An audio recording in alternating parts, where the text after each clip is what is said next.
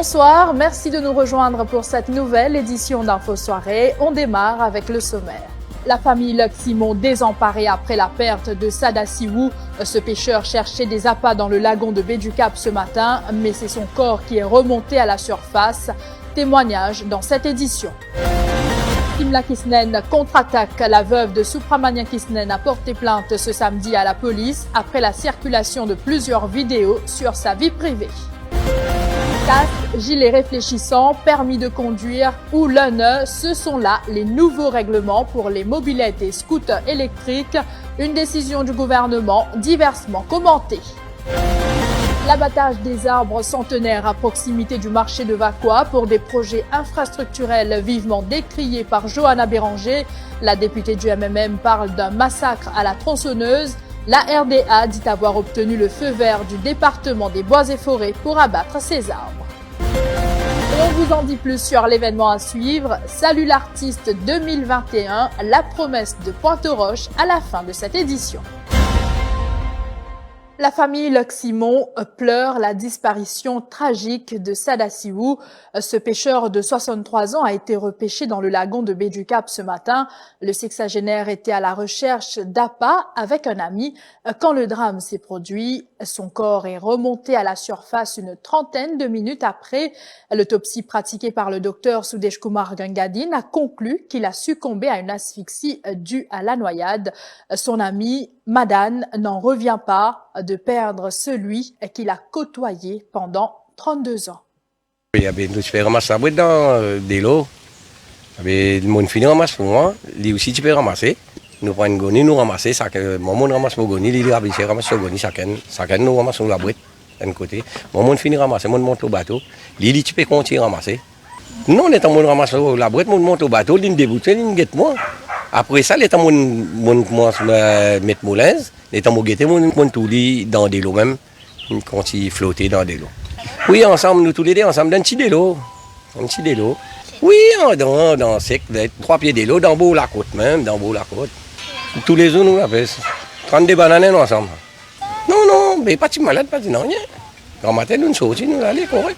Il est capable de 6h15, 6h20 par là. Tous les deux pêcheurs. Tous les deux, nous 4 pêcheurs par exemple, nous tous les deux. Oui, un seul bateau, nous tous les deux pêchons ensemble. Nous mettons dans le cagé. Nous faisons pêcher à cagé. Nous ramassons la brette, nous ramassons la gommon là pour mettre dans le cagé. Mais c'est un camarade qui l'aime, mon récit trapli. Les là, mon camarade donne mon coup de main, mettre les mettre dans le bateau. Il met dans le bateau, il est décédé. Nous pêchons, nous essayons. Oui, nous essayons dans le bateau, nous essayons pas facile. L'infini qui mène, l'infini rend dans l'équilibre. Choc et consternation chez la famille Luc Simon. Ravin, le frère de la victime, est anéanti.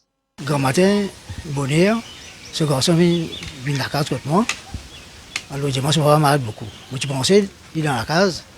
Je me dis, mais quoi, il est dans la peste. Et quand je suis abruti, je n'ai plus quoi qui m'a offert. Je regarde, je suis allé à la mer, les motos, je suis là, puis venu, tout seul le bateau, il est dans les fonds bateau. Il est en costé. Je me dis, il est décédé, il est décédé. Il dit, c'est un grand matin, il est en tout le monde jeune, on cause avec lui. Parce qu'un camarade à le bureau fiscaliste, il racontait des affaires. Il me raconte ça, qu'il passait dans le bureau là-bas. Alors, il dit, oui, correct, pas de problème, et puis à la case. C'est un mot. Mon frère, nous pas du monde. Il est des ans plus grand que moi. Mais quand on est là, c'est quand on est mort, on ne peut pas connaître qui n'a vu que c'est qui a vu. C'est pareil. Oui, moi, presque pareil. Confusion. Même prochain, parfois, par contre, c'est qui a vu, qui n'a vu. Vous avez mis demander avant, qui a vu, qui n'a vu. Mais là, il est décédé là. Mais avec quoi qui a vu, qui est décédé, il va pas qu'il n'a vu, même pas connaître qui est décédé. Il a dit, mais il rentre contre moi là-bas. Tiens, un bon Dieu même, il n'y a pas de problème à personne. Au contraire, je dis, tu m'avais dit, malheureusement, quand il est décédé. Vous avez vu, mon chagrin, mon frère est décédé. Et la vie continue. Simla Kisnen a porté plainte au poste de police de Moka après que plusieurs vidéos sur sa vie privée ont été publiées sur les réseaux sociaux. Dans sa plainte, la veuve de Supramanian Kisnen affirme que 4 vidéos sont actuellement en circulation. Elle a cité plusieurs noms et demande à la police d'agir. La route a fait sa 11e victime depuis le début de l'année. La dernière en date, Surendra Salabia, cet homme de 56 ans qui se trouvait à moto, a percuté une voiture en stationnement à Fond-du-Sac hier soir. Le quinquagénaire a été transporté à l'hôpital du Nord où son décès a été constaté. Ses proches sont inconsolables. Sachidanan Salabia, le frère de la victime, qui s'est confié à Mima Omir. Un camarade sur moi, on est vers 5 par là, il a fait un accident grave, mais une vitesse. Quand on est vers 5, hier soir. Hier soir, oui. On prend le tour, on allait. Dans la banque, mon frère en place. Non, le Golto, il s'est tombé en place. Là, la machine qui veut venir rib, la police, là, on prend lui, nous amène lui à l'hôpital. Et puis, il y a un policier là-bas, tu peux passer. Mon collègue, il y a une solution, je ne sais pas qu'on exactement. Comme on disait, il y a un téléphone, il y a la police, il y a un téléphone, ça, la police. C'est le frère, un petit frère, après 3 ans passés, on le perdu au Adap. Donc, on le perdu pour maman. Mon papa, un tas qui se dit, quand 5 ans, on peut perdre mon beau-frère, tout ça là. On peut parler avec lui. Après, quand on a motivé, les filles restent tout seuls, on peut faire pour lui là. Tu peux travailler comme un civique, après, par exemple, j'ai la piste, tout ça. J'ai fait la piste. Dans ce bassin, j'ai dit. J'ai amené vendre. Mais c'était mon 15 balles là. Je peux causer avec moi, ça n'est pas. C'est une nièce, je peux causer. Là, on tourne sur la voie. Depuis là, on gagne une nouvelle là. Depuis 5 on gagne une nouvelle qui était un accident grave. Je peux là, c'est gâteau pour les enfants. Quand on dit les gravités, nous venons manger ensemble, nous jouons ensemble, nous mangeons et tout. C'est un dernier moment, nous faisons ça. Après, peut-être l'année, je suis passé bien, nous venons manger pour tout ça. Oui, c'est normal, parce qu'il n'y a aucun malade, non rien. Le chauffeur impliqué dans l'accident, un policier affecté à la National Coast Guard, a été interrogé par la police, puis autorisé à partir. Prétendre s'être enfui d'un centre de quarantaine pour ne pas éviter une file d'attente au bureau de la CWA à Pamplemousse peut vous coûter cher. Un habitant de Cap-Malheureux l'a appris à ses dépens. Il a été arrêté après avoir provoqué un vent de panique dans une succursale de la CWA en novembre dernier. Le suspect, un jardinier de 54 ans qui voulait régler sa facture rapidement, a expliqué à la réceptionniste qu'il venait tout juste d'arriver à Maurice en provenance du Brésil et résidait dans un lieu à proximité d'un cimetière pour personnes décédées de la Covid-19. Mais le ministère de la Santé et le Passport and Immigration Office devaient confirmer que cette personne n'a pas voyagé en 2020. Hier, il a été présenté en cour de Pamplemousse et il a été provisoirement inculpé de Breach of Quarantine Act. Il a dû fournir une caution de 7 000 roupies pour retrouver la liberté conditionnelle. Réaction mi-figue, mi-raisin des usagers de la route après la décision du gouvernement de réglementer l'utilisation des mobylettes et scooters électriques. Vous le savez, à partir du 1er mars prochain, ils seront régis par la loi qui réglemente la sécurité des motocyclistes à Maurice, la Road Traffic Act. Ils devront désormais porter un casque, un gilet réfléchissant et être titulaires d'un permis de conduire ou dans l'honneur pour pouvoir circuler. Une décision saluée par certains et décriée par d'autres. Témoignage recueilli par Kavina Ramparsad. 40 ans, je motocyclette là. À terre, je 67 ans février là. À terre, je me chaîne là, je me passe pied oral. Il n'est pas logique du tout. Il n'est pas logique.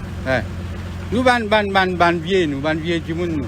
Nous, ban vieux, ban transport, pour nous ça, c'est nous les pieds ça. Dans l'anti bazar, dans l'anti la pharmacie, nous faisons médecine. Ben bon, la loi est bon, ben pour nous sécurité c'est tout. Maman trouvait que c'était une bonne chose. Une bicyclette ou un bike pour le chemin, ben on a l'auto même comme premier accident de pétard de nos jours, hein, qui a un chauffeur d'auto, qui a une motocyclette, qui a un piéton même. Mais les bons, il y a une sécurité pour nous la vie même. Le gouvernement a déjà fait tout ça. La première affaire, une bicyclette électrique ça. Ou pas pour gagner ça, ni gouttes d'eau là, ni non. Il y a des gens qui roulent une bicyclette. Comment pour dire, je paye déclaration, l'assurance, je pour prendre ça, pour rouler simé définitivement. À comment payer pour rouler simé. Ça veut dire, je pour rouler 5 km, même à 25 km, pour boire toute la circulation qu'il y a. Et puis, avec une loi électrique, il y a plusieurs grossières. Si il peut venir avec un gros qui soit good, il amène cette déclaration, l'assurance, tout ce cinéma, la loi qui peut faire là. Pas de problème, mais ça y a une biscuit, comment on va mettre la loi là? Moi, je n'ai aucun remboursement pour rembourser. Moi, je n'ai aucune assurance pour me faire l'assurance rembourser. Et comme ça, la loi est bonne, si mettent la loi est bonne, je suis content. Ça veut dire qu'il y a moins de problèmes. Je vous retrouve après la pause pour la suite de cette édition.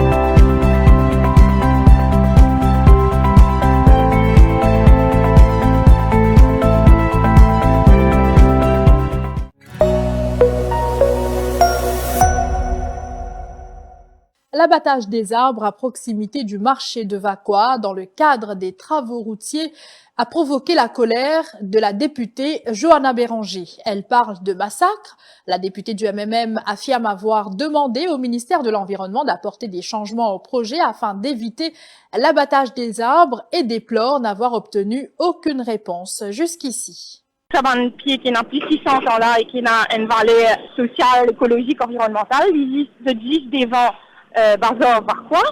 Donc, il y a vraiment une question de volonté politique et de t'habituer de dire qu'ensemble tout possible. Donc, si vraiment tout possible, le business capable d'amener un changement qui est nécessaire dans un développement qui se peut refaire pour préserver nous la matière qui nous fait bizarre pour lutter contre le réchauffement climatique, pour apaiser le salaire qui est pour plus en plus fort dans la ville à cause du réchauffement climatique, justement.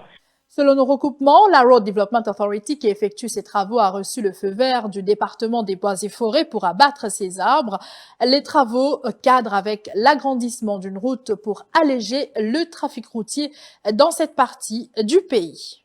Politique à présent, la Women's League du Parti travailliste dénonce un climat d'insécurité et une justice à deux vitesses.